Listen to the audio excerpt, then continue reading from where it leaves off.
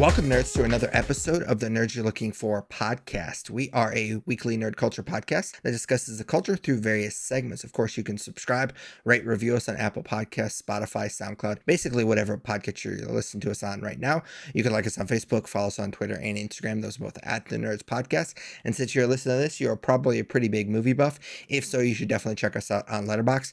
Letterboxd is essentially just social media for watching movies. You can track, rate, review any movie you've watched. My account is at the Nerds Podcast. My co-host is at that Tyler Hunt. I am joined, as always, by my lovely co-host, that Tyler Hunt. How's it going, man? It's going okay, man. How are you? I'm all right. I was kind of complaining about this sort of before we started recording, but I was like, nope, hold back. Don't tell him everything because we gotta talk about something for the little intro for the podcast. So it's been quite the week so far already. So I kind of already talked about it I was complaining about some house stuff before we started recording, but Caesar's been through the ringer again. He's been kind of going through it again. So we spent like $600 to find out that he just has anxiety. So he's been doing this thing where he's been kind of like cowering in the corner, and he's always had like weird anxiety stuff before. And so we've been taking him to the vet and like, hey, this is what's going on, and we can't figure out what's wrong with him. And they were finally like, well, he looks fine. Like all of his like physical checkups are fine. The only thing that we have left to do is like we could do a full like blood work and full x-ray and all this stuff to see if he has like cancer or tumors or something like that. And he's been acting so weird, and we got all that done, and they were like, yeah, maybe he just has like real bad anxiety because there's nothing wrong with him like physically. Which in one sense is obviously a relief because yeah, we want him to be fine, but another, I was like, you little bitch. Like, and I remember like we were walking out and Chrissy was like, survey says you a bitch. And so that we weren't happy about all of that. So that was a lot of money that we had to spend. I mean, I'm glad that he's all right, but it is funny. I was telling a woman at work about it, and she was like, yeah, I literally spent almost that much to find out my cat had a tummy ache one time. So I was like, oh, I would have been furious. But It is what it is. So that happened. Our dishwasher also broke a couple of days ago. God damn, man. So now it won't drain. So we just have dirty dishwasher like water in the bottom of our dishwasher, so our house smells like farts. So that's fun. So we got somebody coming tomorrow to look at that. So yeah, it's been quite the week. Yeah, man, that sucks. I feel like you have a new house thing every other month. Oh yeah, for sure. And it's always with water. Can I get one that doesn't have anything to do with water? Because that's the fucking worst. Yeah, it is. I didn't want to make this about me, but I have a similar thing going on. Not like to a dishwasher, but your house smells like farts. Well, normally, yes. And it did for a while because we had to unhook a toilet upstairs. But during the IU Illinois game a week and a half ago, you broke your toilet? No, I was always. Luckily, this happened during the game because otherwise I probably would have been a real dick. No, there just started to be there was a wet spot on the ceiling of our kitchen. Oh no! And right underneath our master bathroom, and so it turns out that when they built this house, we've discovered some shortcuts they took, but one of the shortcuts involved. Yeah, one of the shortcuts for us was the subfloor under the master bedroom toilet. So that toilet's currently unhooked, and it did smell like farts when it initially got unhooked. I will give you that. But you are correct. Like, there's nothing more terrifying than the water stain or seeing water sitting somewhere. Yeah, we've had a lot of water stuff break in our house, and we just had our gutters repaired, and then we just had to have a guy come by because it was already leaking again. It's been chaotic the last couple of weeks, but I mean, I did have my 20-year high school reunion, so that was pretty fun actually. I mean, it was a little bit of a trip, but yeah, it was kind of interesting seeing people that I hadn't really thought of in a while, and so that was kind of interesting. But had you gone to a reunion prior? Is this the first one you've been back to, or? Yeah, so it was our 20-year high school reunion. I didn't go to the 10-year, and I honestly, I wonder if this is. Have you been to one? No. Okay. No. I mean, well, I guess you don't live in the town that you went to high school anymore, but I remember us going out. You always complained about like seeing everybody that you went to high school with. So I guess that's, Yep. I did not. I moved literally 2 weeks after I graduated high school, so I have not lived in Corden for a very long time. But I thought, and maybe this is just the movies, like I assumed that it was going to be at the high school, like at the like gymnasium or whatever. It wasn't. It was just at a bar, which actually was pretty cool. Like it was a bar that had like an outside area with like a huge stage, and they had Art and the Barfunkles, a cover band, playing, and I would say every like fifth song I had ever heard of. Like they were doing some deep cuts, and so that was interesting. But yeah, I mean, it was kind of fun just catching up with some people and sharing stories that I had kind of forgotten about in a while. And we did get a really awesome compliment. Somebody, Leslie, if you're listening to this, I appreciate you. She basically was like, "Yeah, I listened to your guys' podcast. You guys are awesome." So I was like, "That's really sweet." That's really breaking my illusion of this going out into space and no one ever listening. Yeah, to I feel it, the so. same way. I'm like, when somebody compliments me on it, because it happens occasionally, I don't want to make it like a big deal, but I'm like, oh, I don't think anybody, I see the numbers, like I physically see it. I know that people listen, but it is kind of wild. Yeah. I don't like that. If you listen to this, don't tell me. No, but Leslie, you can keep telling me. You're very sweet. I appreciate that. So it was definitely nice catching up with you. But it's also Shocktober. It's day one of Shocktober. So I've Thank watched, God. Yeah. I've done my Shocktober viewing. It was a good one. I won't spoil it because we will do our recap at the end of the month, and it's definitely going to be a movie that I'm going to bring up at the end of the month. So I don't want to spoil it, but yeah, it's been a busy day, but some of it was good. You're setting me up for failure, man, because I'm into my first Shocktober viewing. So you set me up for failure by saying you were going to save all yours till the end. Oh, really? So that's what you're going to be into? Yeah. Okay, cool. I thought the way that you phrased that, I thought you were like watching your current, like, and I was like, I mean, I get it. I talk for a long time, but I don't know if I could watch a movie while I record the podcast. No. I haven't gotten to that point yet. I mean, you do tune me out, and I don't blame you, but yeah, that's a little Yeah. extreme. But all right, I mean, I guess we could just jump right into it. Yeah. Like Tyler said, our first segment is what we're into. It's kind of our excuse for checking in with each other. So, what is the movie that you watch for Shocktober? Yeah, so I thought that you may bring it up in the little intro bit, but if you hadn't, I thought that this would be a great way to kick off Shocktober is by talking about my first viewing for the month. And if you're new to the podcast or you just don't really pay attention like me, Shocktober is our annual. Would you call it a challenge? No, it's a celebration. Yeah, okay, a celebration to watch. You're watching 31 horror movies in 31 days. We're celebrating the horror and Halloween genre. Yeah. When we were younger, it was a movie a day. I broke first, and I changed to 31 movies in 31 days, and I think you followed at some point. But yeah, I mean, I always kind of did that for a while. Like, I mean, I wanted to get a movie a day, but there would be plenty of days where I would bank like 2 or 3. Yeah, that's what I have to do now with the kid. So, anyways, I did get to sneak this one in today, and it's a newer release, so I thought that would kind of be how I kick off my month, a month that I'm really excited about. So the movie I watched is called Strange Harvest. It's one of those films that has a 2024 release date, but that's just because of some festival. It actually only released in August of this year and recently hit streaming. But it's not a found footage movie. I'll get into what it is in a second, but it's a movie from the guy who did Grave Encounters, which I believe is a found footage movie. It is, yeah. I've not seen that one. I've heard decent things about it. Is that the one that's based on the foreign film? Is that the found footage one that's, because doesn't it have, is that the one that has what's her name from Dexter? Oh, no.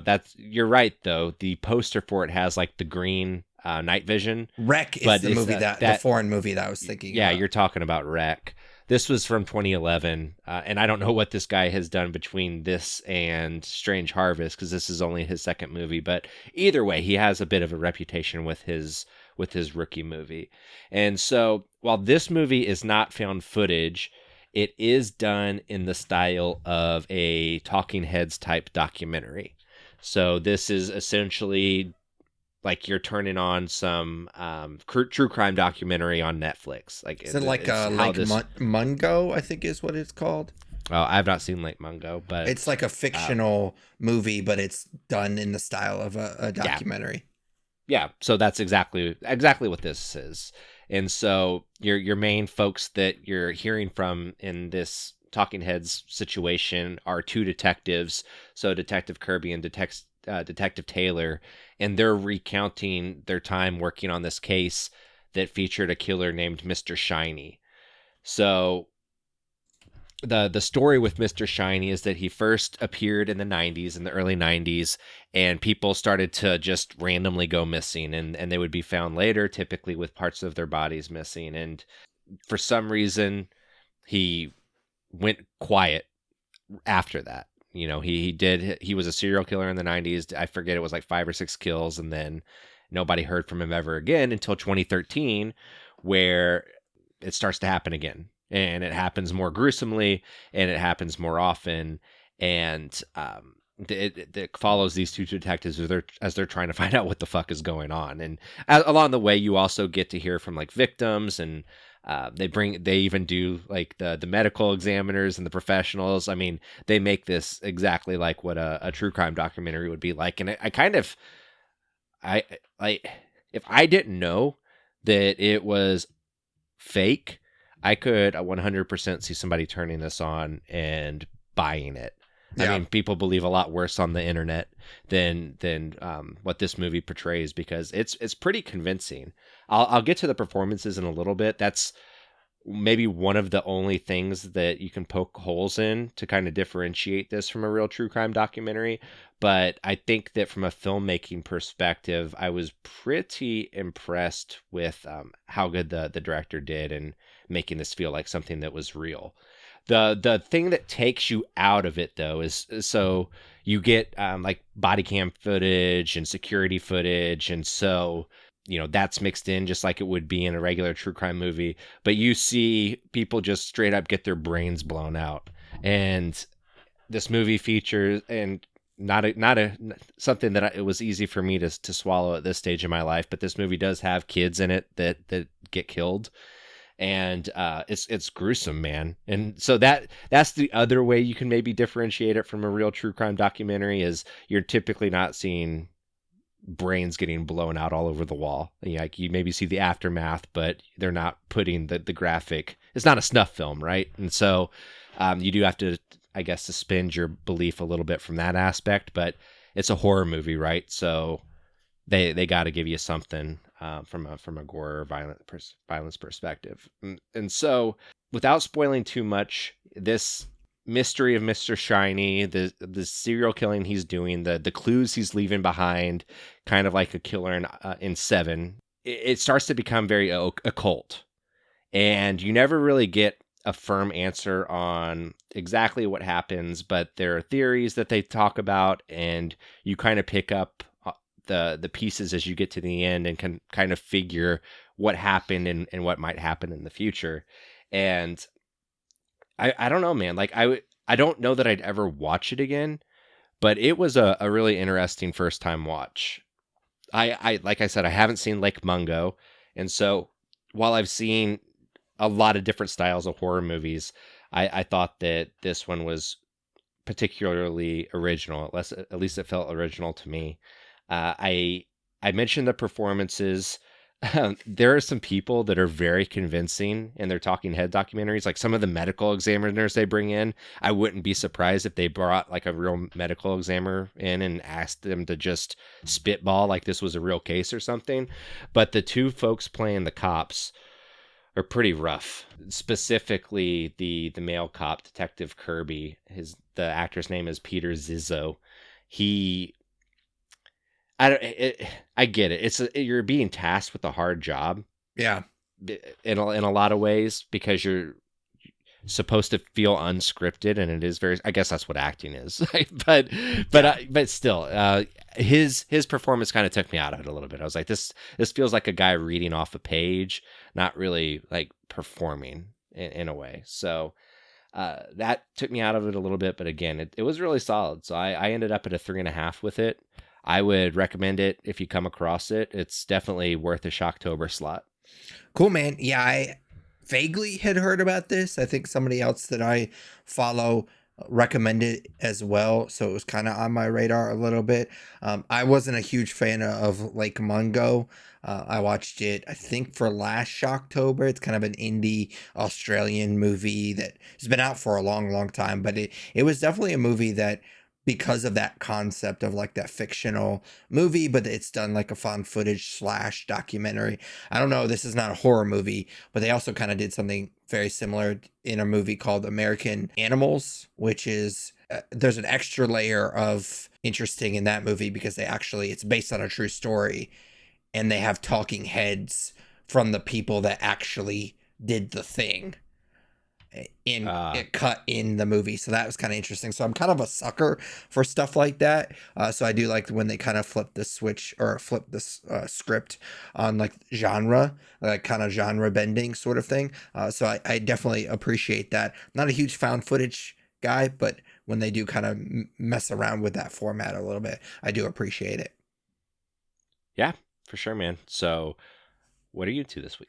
I am into the complete opposite style of movie. It sounds like that movie is also kind of more of an indie movie. I'm also going to talk about an indie movie called Eephus, which is funny that you mentioned the film festival thing, because Eephus was also like that. I think it also has the 2024 release date sort of thing, because it's done all the film festivals, and it's a relatively new film. I don't know when its exact release date. I'm counting it as a 2025 film in my Letterboxd list of all the 2025 films that I've watched.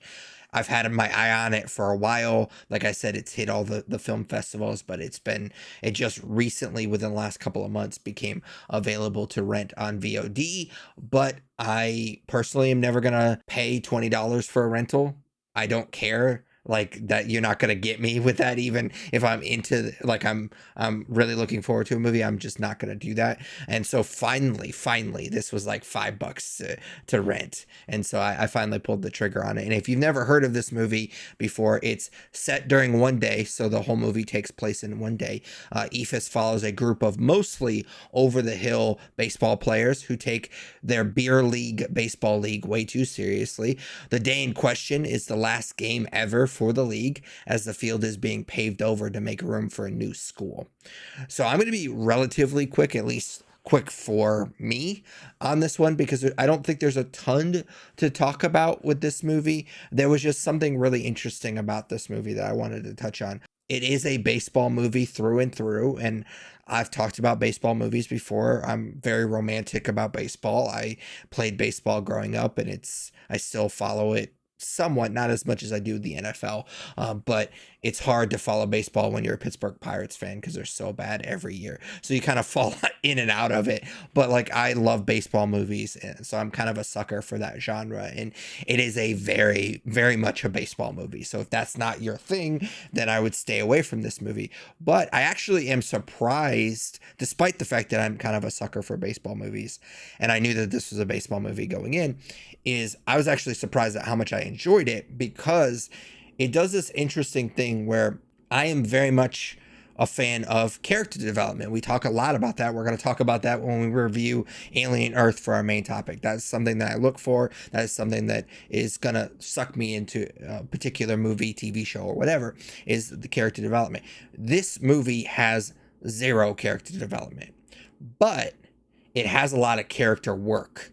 What I mean by that, like the difference between character work and character development for me, is just simply there are interesting character moments in this movie, but the characters don't change. It's all in one day. So to be fair to them, like, if you're expecting a big, like, eureka moment where a character is going to have like an epiphany about their life or whatever, That's not this movie at all. They are very much the same character that they are at the very beginning of this movie.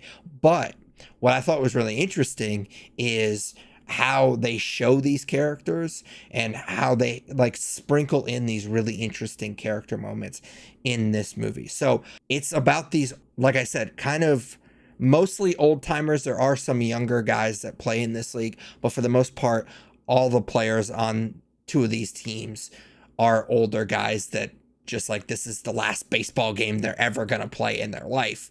And they're clearly upset about what's happening to their beloved baseball league and their like main hobby, and they don't want it to go away. They are literally throughout the entire day, they're trying to find ways to make it last. Like the end of this movie, not to spoil it, I mean, there's not a big like resolution or anything like that. They literally play until the night and they just move their cars into the infield and turn their headlights on. Like these guys do not want this game to end at all because, like I said, a lot of them know that this is going to be the last baseball game they ever play.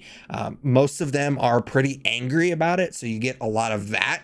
There is this really interesting conflict between most of the guys and this one particular guy, because he's actually, I don't know if he owns, I can't remember if he owns the construction company or if he just works for the construction company that's actually going to demo the field and build the new school.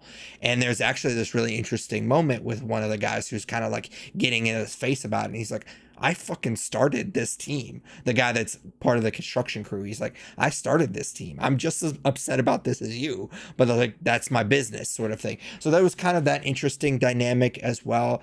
There's this old pitcher who like refuses to give the ball up to the reliever because he just knows like, hey, I'm an old guy. This is literally the last game I'm ever going to pitch. He keeps saying, I'm going to give you 9. I'm going to give you 9. I'm going to give you 9, even though he's getting fucking rocked. So that was kind of interesting. It was mostly anger, but there was some sweet moments that I thought was really interesting. So they kind of plant this seed early on in the movie. There's one particular guy who his wife and 2 kids always come to his games. And he's like, oh yeah, I can't wait for the kids to show up. This is going to be my last game. And then he gets really upset because the kids have to go home because it was getting kind of late. And he's like, well, just let them, I'm about to go up. I'm about to hit again. I want them to see my last at bat. And he strikes out and he comes back to the dugout and he's obviously really upset about it. And one of the other guys, because they can't just like say what they actually feel. So the other guy was just like, you know what? It's really cool that your family shows up and nobody else's family shows up. And it's just kind of like their sweet, like, hey, get over it. It's cool. You like have a little bit more perspective. And it obviously cheered the guy up. And it's like this really sweet moment. And otherwise, like just flat out baseball movie with a lot of these guys are upset that they don't get to play their thing anymore. There's also another guy they kind of like think he might be like a little autistic or something. Like he shows up and he like keeps score and he's like obsessed with this league. He's this older guy and he eventually ends up having to ump the game from the press box because the ump was like, yeah, it's getting dark, I'm out. And so they actually had this really sweet moment with a couple of guys come up and kind of thank him for always keeping score and always like being at the games and stuff like that. So there are some sweet moments, but like I said earlier, if you're expecting like these characters have like these big emotional arcs, it's really not that movie. It's really just like these old timers playing baseball and kind of being angry at each other, and it's kind of sprinkling in some sweet stuff. I really liked it, to be honest with you. Like I didn't expect to like it as much as I did, but it is an indie movie. It's an indie, very, very indie DIY type of movie. I hadn't seen any of these actors in anything. It's actually really interesting because it wasn't for a Shocktober viewing. It just so happened to be like a few days before Shocktober. But I watched another indie movie called Take From Me, which is like an indie vampire movie. It was all right. I haven't reviewed it on Letterboxd yet, but it was all right. It was just weird because the catcher in this movie, in Eephus, is also in that movie. He's a bartender in that movie. I had never seen this fucking guy before, and I like basically watched 2 back-to-back movies with this guy in it. So I thought that was kind of interesting. He was actually pretty good in both movies. I mean, he's not really in Take From Me as much as he's in Eephus, but he looks the part of a beer league catcher, if you know what I mean. But yeah, I think most of them are pretty good. I mean, it's an indie movie with a lot of characters because obviously you have to have 9 players per team. Not everyone gets much screen time, but I mean, it's full of a lot of characters, and some of them don't do a great job, but for the most part, it's an indie baseball movie. I thought they did a pretty good job. I'm gonna give it 3.5 stars. Yeah, man, this one sounds interesting. It was not on my radar in the slightest. I had never heard of it until you brought it up, but it does sound like it'd be worth a watch. I don't know that I'll get to it because it's going to be horror movies for the next 31 days. For sure. But whenever I'm wrapping up at the end of the year and trying to get those last minute watches in, I'll keep this one in mind. Yeah, man, it's good. I should have mentioned it's also pretty funny as well. Like if you like the old guys kind of busting each other's balls, that type of movie, there is a couple of moments that are pretty funny. Yeah, no, that's always a plus too. For sure. All right, what do you got for nerd news this week? And something kind of completely out of left field, we are getting a Simpsons movie too. So it's coming out in June of 2027. It will be this rocked my world a little bit. It will be 20 years, the 20-year anniversary of the first Simpsons movie. Yeah, that's wild. Out. Yeah. You even saying you went to your 20-year class reunion. I mean, mine's in like a year and a half, 2 years. So that's wild too. But either way, it is nuts that 20 years of The Simpsons has passed since they did that movie. I think you and I have both talked about that movie before. It's better than it has any right to be. And I've watched it, I think, this year or last year. So it's something that I do keep on rotation, even if it is every few years. So I'm into another one. They obviously put a lot of love in the first one, and I assume they will do the same. I know there are some theories that this will be the end of The Simpsons, which I think would be poetic. I mean, the cast is getting old. Folks are starting to pass away and retire from some of the roles they've done. So, it's as much as I would love it to go forever, just because it's been around since before I was born. Not many things have been, but as much as I would love for it to go forever, it deserves a proper ending too. Yeah, I mean, that's one of my favorite comedies of all time. And I mean, it's hard to say that I'm not a huge fan of The Simpsons because I do like the show, but it wasn't something that I watched a lot as a kid. It was something that I kind of circled back. Honestly, I wasn't against it, but I would watch an episode every so often. I had a couple of friends that were huge fans, so I would kind of like watch it when they would watch it because they owned it all on DVD and stuff like that. And so I wasn't against it. It was just not something that I always kept up with until the movie came out. And the movie, I was just like fucking blown away by how funny that movie was. I don't know why I censored myself. I almost said fucking again. And I was like, nope, can't do it. You just said it. I don't know why I did that. But yeah, it's still one of the funniest comedies. And for somebody that wasn't a huge Simpsons fan, I did get to go, and I'm sure I've shared this story a handful of times on the podcast, but they did have they turned a few 7-Elevens into Quick Stops, and I actually got to go to one. It was in Henderson, in Vegas, right? Yeah, they had it. It's kind of like a suburb of Vegas, Henderson. They had one of those, and that was really cool. Yeah, that would be cool to see. I think I still have some of the stuff from that. I think it's actually in this room somewhere. That's cool. Maybe they'll do something like that again. Well, no, probably not, because I think they wrote Apu off of that show. Yeah. And so I don't know that the Quickie Mart is being featured anymore. Yeah.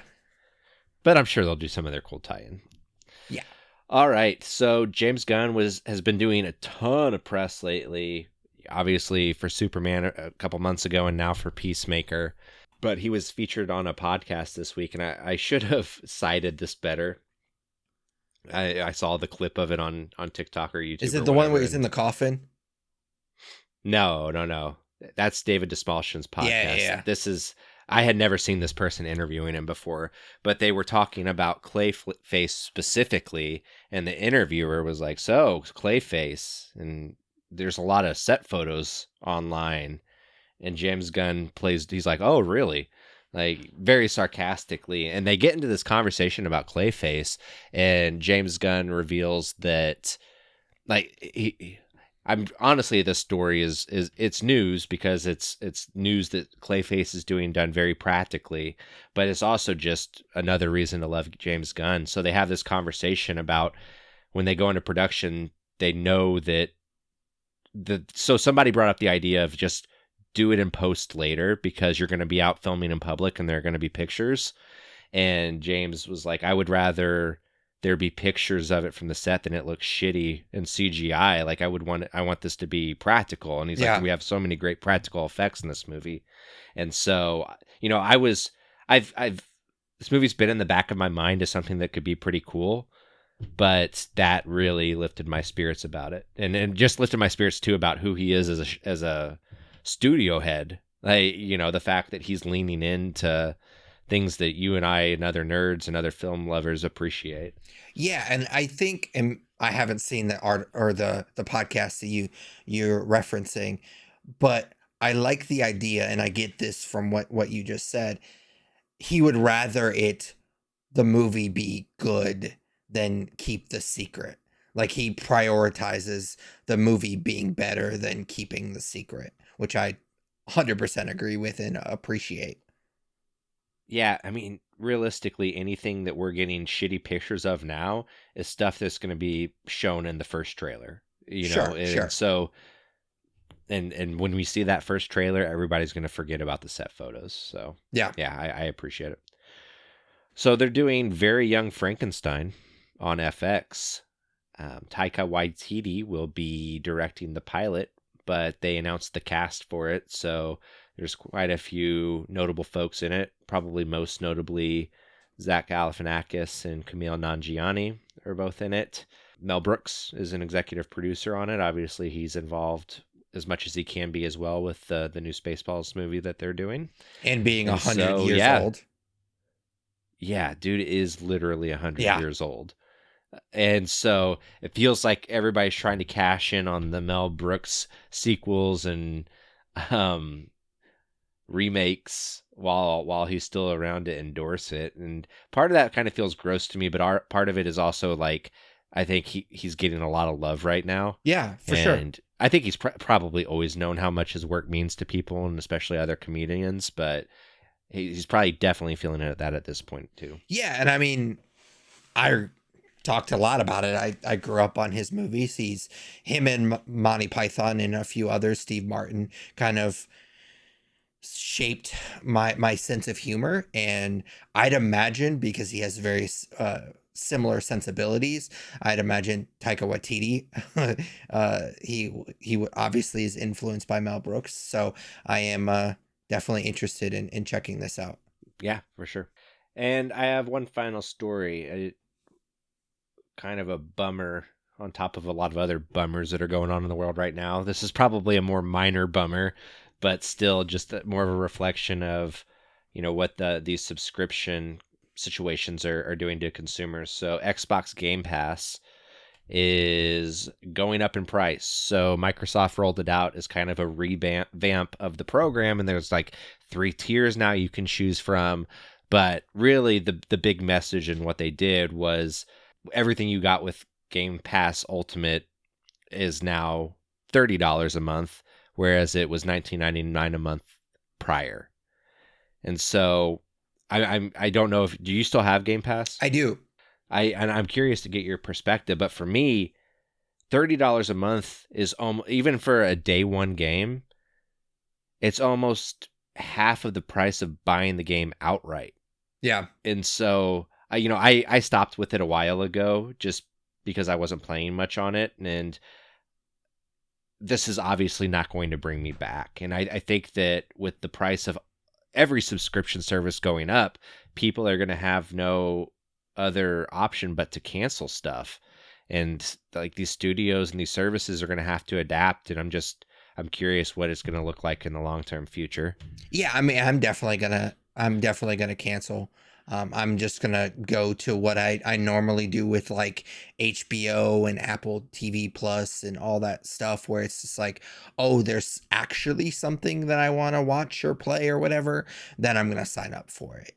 And that's just what I'm gonna do from now on. And with Xbox, and now because everything has to be fucking online nowadays, I'll probably have to keep the Xbox Live, which was nice because Ultimate was wrapped up with Xbox Live as well. Now I'll have to like dump down to whatever the cheapest Xbox Live is so I can play some of the games that I want to play, because you have to be online now for that to a lot of these games to work. So that kind of sucks. But yeah, I definitely won't be having, like right now I'm playing Silent Hill F, and then Ghost of Yotai comes out, and I still haven't beaten Death Stranding 2 yet. So like theoretically I could play those games for the next month or so and then save myself $30 and not have a Game Pass, and then go sign up for it when I want to swing back to Silksong, because I also didn't beat that. So yeah, there's a lot to play, and Xbox Game Pass doesn't have enough on there to justify the price increase. Yeah, kind of a bummer. I'd imagine they're doing this right before Call of Duty comes out, though. It's not a surprise to me that that's when this is happening. That makes sense. Yeah. So, all right, man. That's all I have for nerd news. All right. So, as I mentioned earlier, we're going to be reviewing the new Alien series, Alien Earth, which is, of course, a TV series set in the Alien universe, like I just said. I don't know why I couldn't have just skipped that in my notes, even though I just covered it, but I had to say it. I wrote it down, so I had to say it. So it is created by Noah Hawley, who maybe you've heard that name, maybe you haven't, but he created Legion, and he also created Fargo. So if you're familiar with those two series, it's the same guy. So Alien Earth is about after a deep space Weyland-Yutani ship carrying various specimens crash lands on Earth, a competing corporation takes control of the cargo, and as you expect from a Alien series, it doesn't go well, and so that's kind of the catalyst for this entire show. And I'm a huge fan of the Alien franchise. I will just say that it is a little hit or miss, though. The quality of the films have been kind of hit or miss. But when it's good, it's really fucking good. But like I said, not everything hits for me. But I am also a fan of the Fargo series. I couldn't get into Legion. It was just a little tad too weird for me. But I did really like Fargo a lot.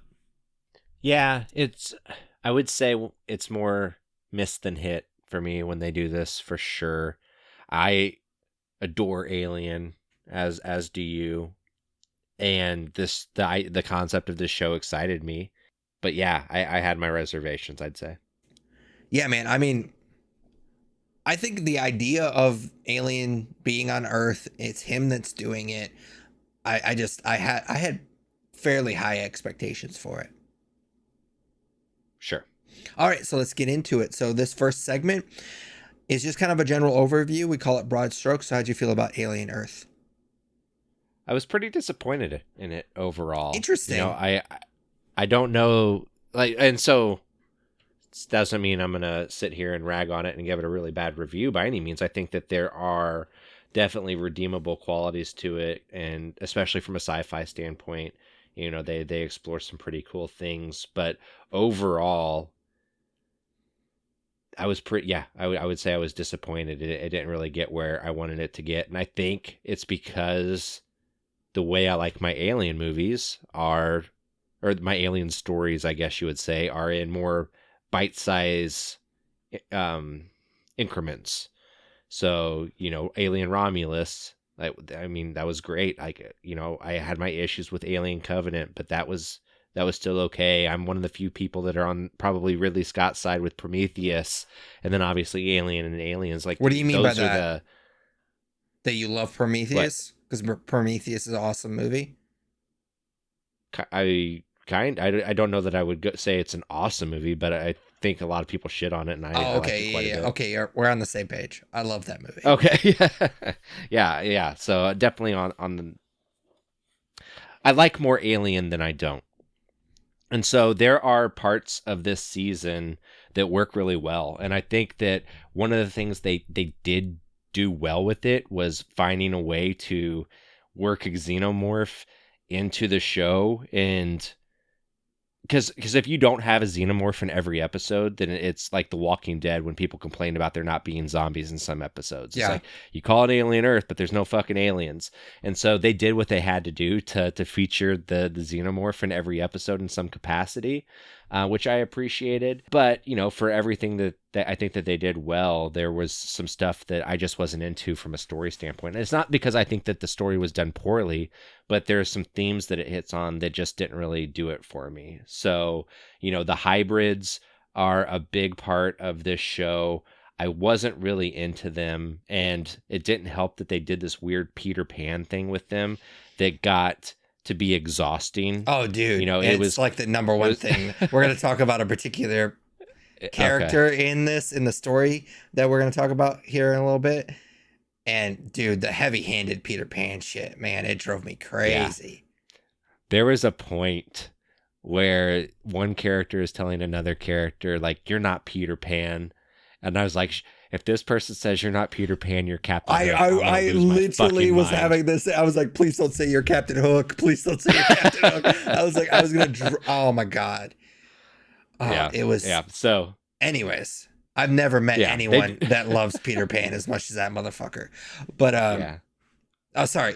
Are you? No, please. I think that's pretty much where I land with it from a broad standpoint. I just want to be clear.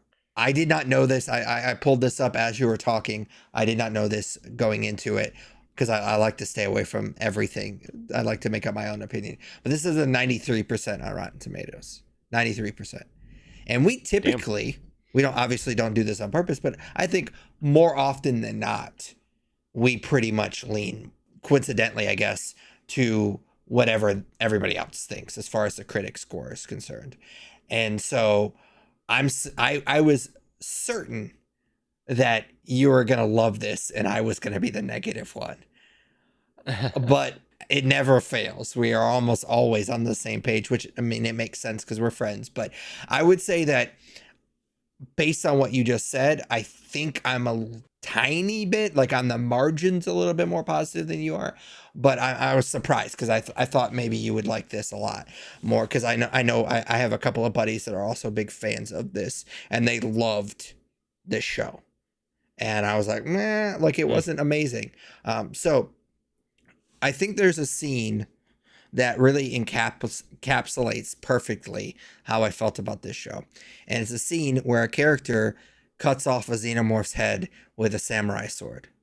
Unfortunately, you don't actually get to see the character cut its head off. It's kind of, and I get what they're doing. I get they're trying to do that sleight of hand, like imply based on our assumption of the Alien franchise of the xenomorphs, this fucking badass that's like indestructible. And then they kind of do the sleight of hand thing where you think that that character is going to be toast. And then you find out that she's actually the badass and that we should be worried about her and not necessarily the xenomorph. So I get why they did that scene. But I also just really want somebody to cut a xenomorph's head off with a samurai sword. Like, I want to see that. So I appreciated a lot of what they did with this show and what they were trying to do with the show. They didn't take it quite far enough for me. And there's that expression, one step forward, two steps back.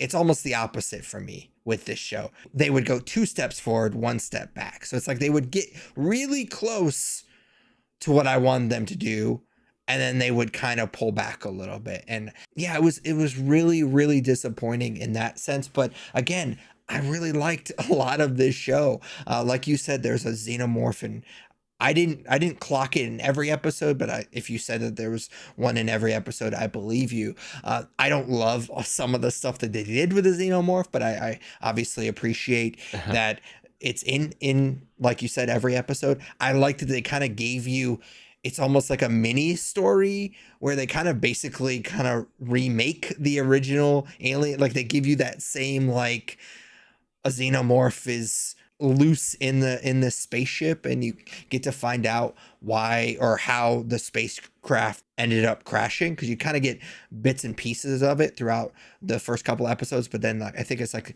one of the middle episodes, either 5 or 6, you actually get to see what happens, why that happened. And so I thought that was really cool, because it kind of felt like it was their version of the original Alien movie, which I appreciated.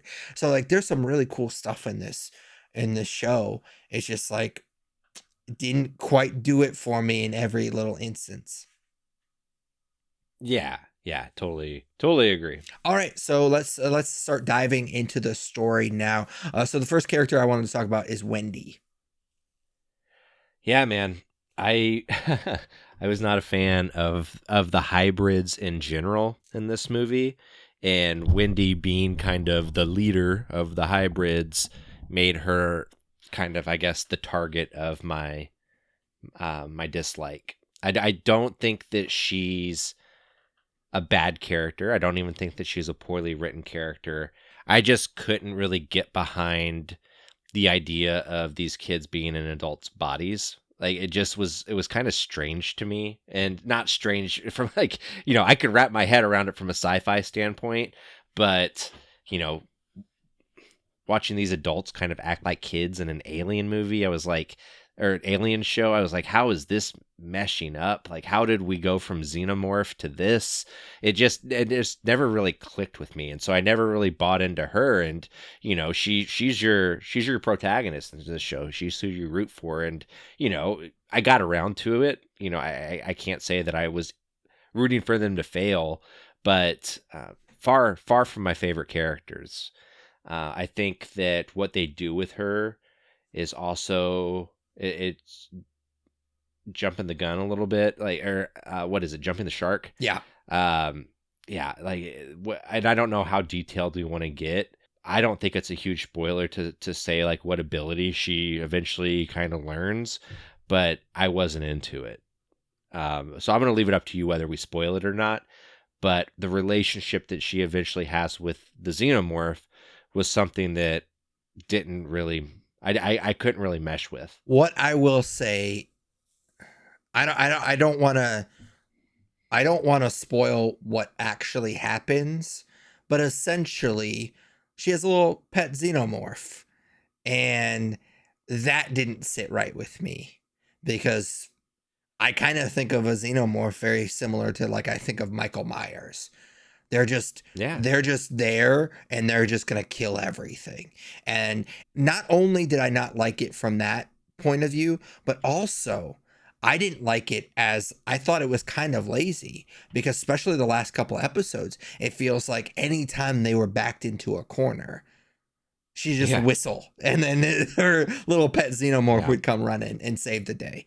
And that didn't sit right. So I didn't particularly like that. I will say that, of course, I love the legacy of the Alien franchise and having strong female protagonists. And Wendy definitely fits that bill, and I definitely appreciate that. I didn't really love the hybrids, like you said. Wendy, I think, was actually the best one of them, which is great because she, like you said, is the leader. There's this weird one that acts like a dog at some point. Like, I don't know what, they were just like throwing things against the wall to see what it stuck with that character. At one point she thinks she's pregnant, and there's like this weird subplot that I was like, I don't give a fuck about. Like, I was like annoyed anytime that character was on screen, which sucks because I'm not sure if I'm pronouncing her name right, but Essie Davis plays a pretty big part in that story arc, and I loved her in The Babadook, and I don't see her in much. And so I was like excited that she was in this show, and she kind of gets wrapped up in that particular character's bullshit, and I didn't really like that. Like, I didn't really like her story arc hardly at all. The other hybrids are not bad. I mean, there is kind of this interesting idea, and I think I'll touch a little bit more on with Morrow character, which is a story beat we'll talk about here in a little bit. But like, I thought one of the hybrids story arcs was kind of interesting in that sense. But yeah, they didn't do it for me. I mean, I like the idea, and I think I like the idea of them being kids a little bit more than you did, but And I guess we could just jump in with the Cavalier stuff because I'm kind of like pulling my punches a little bit because I really hated the Peter Pan stuff. I really thought that was really dumb. Like it's kind of cute at the beginning, but then they all are named after Peter Pan characters, and it's like one of them. I totally forgot she was even in the fucking show because at one point she's like she's just trying to like vie for his attention and she wants to be his favorite, and I was like, I don't give a fuck about this at all. And at one point somebody was like, he literally called her like he named her Wendy's his favorite. Like it was just really, really stupid. And him reading Peter Pan to them every day, it was so fucking weird and heavy handed. At one point he talks about the crocodile, and there's a crocodile in the little compound. I was like, get the fuck out of here with this Peter Pan bullshit. Very well said. I felt exactly the same way. It got to be nauseating by the time all 8 episodes were done. Yeah, I mean, I thought the boy genius like satire of a CEO, like eccentric CEO douchebag, I think that was interesting. Yeah, definitely. The Peter Pan stuff obviously overshadowed a lot of that stuff. So I think that obviously I don't want to make this whole thing about that, but like it definitely kind of overshadowed a lot of the more interesting stuff that they were doing. I liked some of the reveals towards the end of the season that they revealed about this particular character and kind of how he rose to power. I thought that was really interesting. But again, it kind of gets it's hard to ignore some of the heavy-handed bullshit that they put into the show. Yeah. Oh, absolutely. All right, so let's talk about Morrow. Yeah, so Morrow was probably one of the most interesting characters to me, for sure, within the show. And I think, we're going to get to notable episodes, but I think it has to do with the fact that he's probably part of one of the better episodes. He's a main focal point of one of the better episodes. Absolutely. But also, his in a show that's full of kids and adult robot bodies and references to Peter Pan out the ass, like Morrow is a pretty grounded storyline. His mission is to find these creatures that crash landed on Earth and get them back to Weyland-Yutani. Like he's got a very set mission, and you get a good backstory on why he's in the position he's in. Yeah, like it's just very straightforward, and that was refreshing in this show. I think that he is kind of circling back to Wendy. So Wendy has her brother. They don't really do a great job developing that relationship. No, they do way better with Morrow. Like you understand his motivations with his backstory and why he's like so loyal to this company way more than Wendy, who is supposed to be the main character of this show. So I think that if they did what they did with her and her brother, it just, I don't know, it could have been a way more satisfying show. Yeah, absolutely. Yeah, but I mean, I thought he was the most interesting character by far. Like I said, you kind of understood his motivations a lot more. I mean, obviously he's sort of the bad guy, and I always kind of think that those anti-heroes as way more interesting characters, so it's not surprising that I kind of gravitated towards him.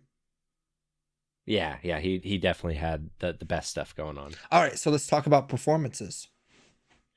Yeah, I had my issues with this show for sure, especially from a story standpoint. But the one thing I didn't really have issues with was performances. I thought performances in the show were pretty good, and even though I didn't like and didn't resonate with the adults being essentially children, like the performances were pretty good. I actually thought they were really impressive. That they were I thought they acted as kids really well. Yeah, Jonathan Ajayi, he played Smee. He stood out to me quite a bit for some reason as really kind of capturing adolescence in his performance. But, everybody does a good job. Sydney Chandler leads the show. And even though I found her character annoying in ways, especially when it comes to the Peter Pan stuff, like we've definitely beaten like a dead horse.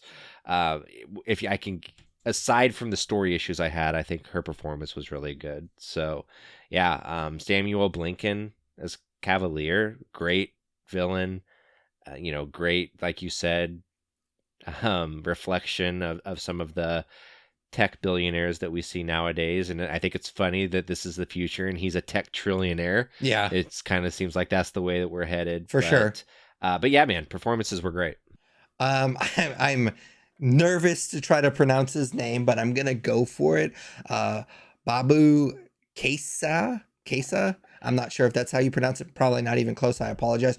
He plays Morrow. Again, I was definitely, I gravitated towards his character. I thought he did a phenomenal job. Another name I'm probably going to butcher, but I think it was the only one that you didn't mention that I wanted to mention. Adarsh Goroff. Again, I need to say him with more confidence because I'm going to butcher it no matter what. I just need to say it with more confidence. He plays Slidey. I didn't even know that was his name, but I thought his interactions with Morrow and that stuff was really interesting. I thought he did a really good job. Yeah. All right. Agreed. So before we get to notable episodes, let's talk about, I kind of, with the Alien franchise, it's got some horror stuff, but then it also kind of has some action. So, I mean, kind of talk about whatever you want to talk about. Yeah, I think for me, the biggest thing to call out that I appreciated was, even though it's not, I wouldn't even say predominantly done practically, there were a lot of practical moments, especially with the xenomorph. And I think that if you're going to capture the spirit of Alien, which is from 1977 or 78, you got to do it practically like it was done then. And so I appreciated that. They didn't just put it all into CGI. Sure, you get plenty of CGI in other places, but the alien and the xenomorph felt real in a lot of scenes, and I appreciated that. This is not horror or action, and I'm kind of going off the beaten track with this, but I think it's funny that because this is the future that was imagined in 1977, despite the cutting edge stuff they're doing with like transferring the human mind into synthetic bodies, it's still like clicky clacky keyboards and I love shit like that. And yeah, it's got a very cool aesthetic to it that's very reminiscent of that movie, and so it feels like it's part of that story. So the gore and the horror aspects of it are like, there are definitely creepy creatures in it. It's not just a xenomorph, and I appreciated that.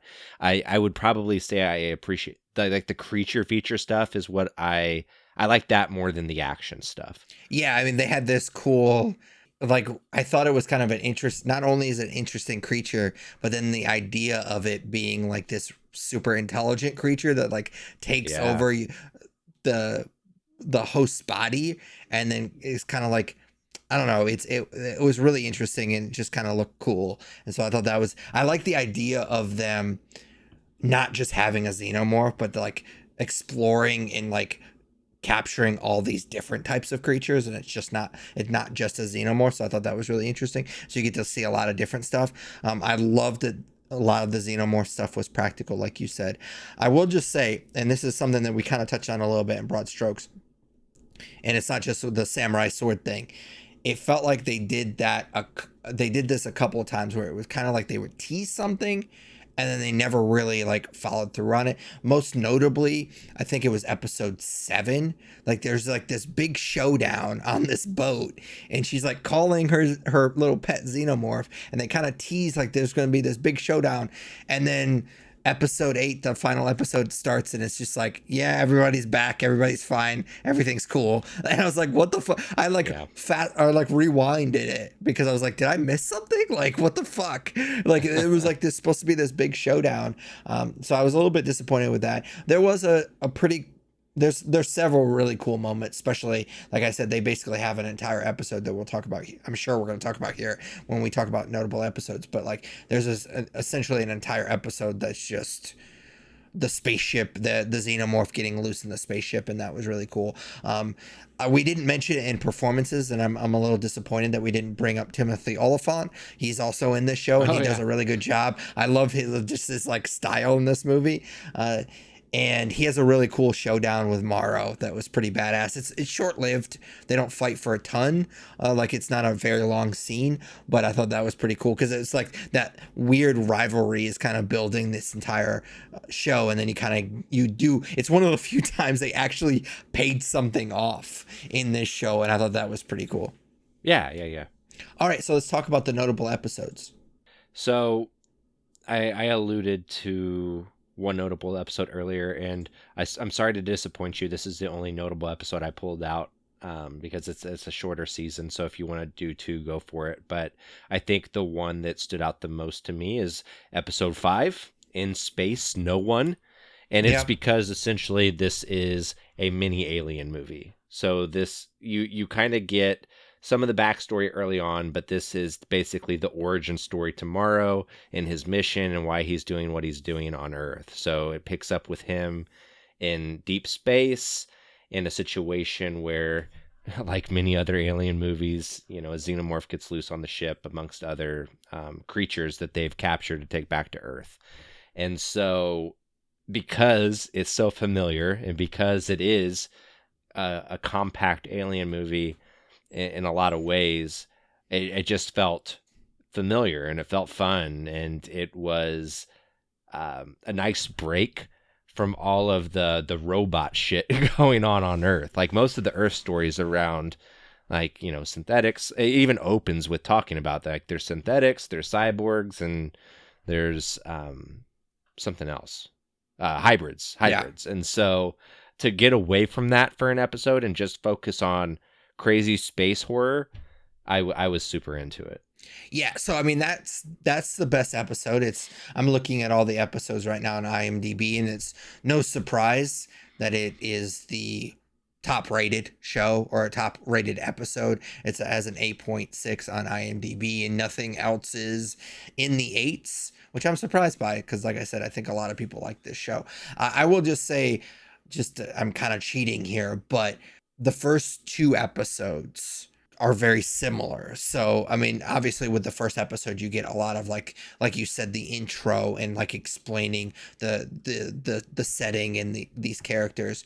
But then towards the end, you get them starting off going to investigate this shipwreck. And then episode 2 called Mr. October. The first episode, surprise surprise, is called Neverland. But the second episode is called Mr. October, and I had to get one more dig in about the Peter Pan stuff. Yeah. But the second episode's called Mr. October, and it's just them kind of investigating the spaceship and investigating the crash, and that's really cool. Like, I love them like exploring the different, like, they're in the building but they're also in the spaceship, and it's just like a really cool setting. And obviously the shit hits the fan with a xenomorph and all this stuff, so it's a really really cool way to start off the season, even though some of the other stuff didn't quite hit for me. A lot of the other action stuff kind of felt like blue ball in me the whole time. I felt like these first couple episodes was pretty cool. Yeah, totally.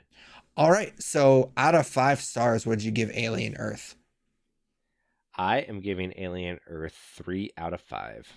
Which that makes sense because, like I said, I think I was a little bit more positive than you were. I did enjoy most of this, even though I do kind of think I didn't do a good enough job during the review of kind of explaining some of the stuff that I really liked. But I'm going to give it 3.5 stars. I did ultimately enjoy this series, even though I think it could have been better. I will say that they set up an interesting cliffhanger at the at the end of the first season, and so I'm definitely gonna watch the second season if there is a second season. I don't know if it's been officially confirmed or not. I'd imagine he has enough clout to make another season of this show, and so I'm definitely interested to see what they have in store for us. But yeah, ultimately I think that it could have been a lot better. Yeah, for sure. All right. So, like I said just a minute ago, I did really enjoy the first couple episodes of this series. And since it's my turn to pick Nerd Favorite, which is just a segment we kind of just like to use as a way to kind of put a cap on each episode, we take turns asking each other what your favorite blank is. And obviously the topic changes from episode to episode. And since it is my turn to pick the episode, or pick the topic of this episode, I decided to pick what your favorite TV pilot of all time is. And I actually kind of went back and forth, and I'm gonna I don't know if I like this because they're both my top two choices coincidentally are kind of related, and they're also relatively newer shows. It was The Last of Us and Chernobyl. And I ultimately picked Chernobyl. And it's funny because if you're not aware, both of those are made by the same guy. So maybe I'm just a big fan of him. But I mean, I didn't want to pick The Last of Us even though I do think that, and I don't know if that's necessarily technically a pilot. Either one of them I don't think are technically pilots, because I think technically you make a pilot to get picked up, but they were already gonna make both of these seasons. But I kind of just used pilot as the first episode of a series. But I didn't want to pick The Last of Us just because it's basically beat for beat the opening of the game. And so they didn't really change a whole lot from that. And I love the first game, obviously, and I think that they do an amazing job opening that game. But you just literally copied the beginning of the game, so I can't give you too much credit. But Chernobyl is amazing. That whole miniseries is phenomenal. But from the first like 10 minutes of that show, I was fucking hooked. It's terrifying. I've always had like an unrational fear. Maybe it's getting more rational the older I get, of like nuclear war. I've always had like an unrational fear of that. But yeah, this show really got me, and I think the first episode gets you hooked really quickly. Yeah, those are both good, especially like you mentioned, Chernobyl. I actually narrowed it down to 3 pretty quickly, and none, they weren't either that you chose, and mine are all newer as well. So I was trying to decide between Game of Thrones, The Walking Dead, and The Boys. Ooh, I would have guessed True Detective. That was on my radar when I thought of this question as well. That was a really good one too. But I think for me, out of those 3, I'm going to pick The Boys, which might be surprising. But I think what impressed me about the pilot for The Boys was that, going into Game of Thrones, I had heard it's great. And I think that it even took that first season for me to get really into it. The Walking Dead, I think that pilot's great, but the show really fell off pretty quickly, and so it's hard to look back with it with too much affection.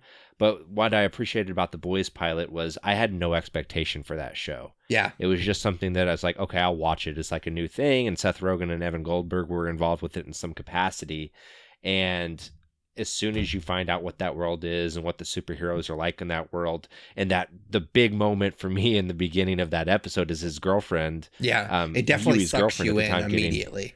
Like she basically implodes, and you find out that it's because of a fast superhero ran through her, and it just really got me all in on it very quickly, and I think that was impressive for that pilot to do that. Yeah, and it sets you up for what the show is going to be. Like the entire show is like, what would it actually be like? Like, what would be the real world consequences of people having superpowers? And again, one of the reasons why I like that show so much is I do feel like it does a really good job of showing us exactly what would happen. Like they would become these celebrities and be their own brand. But also you have to think of like real world consequences. Like if somebody could run as fast as he can run, he probably can't slow down all that fast, and he'd probably run into people, and that's what would happen. So I think that moment sucks. It does 2 things. It sucks you in, it kind of hooks you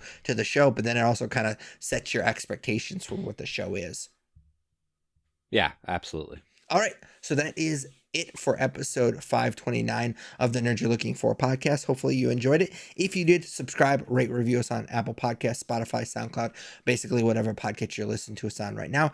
Like us on Facebook, follow us on Twitter and Instagram. Those are at The Nerds Podcast. Check out all of our content on our website, thenerdspodcast.com. And finally, email us at thenerdyourlookingfor@gmail.com. For Patrick Kuhn, Tyler Hunt, we are The Nerd You're Looking For. Take it easy, nerds. Later, guys.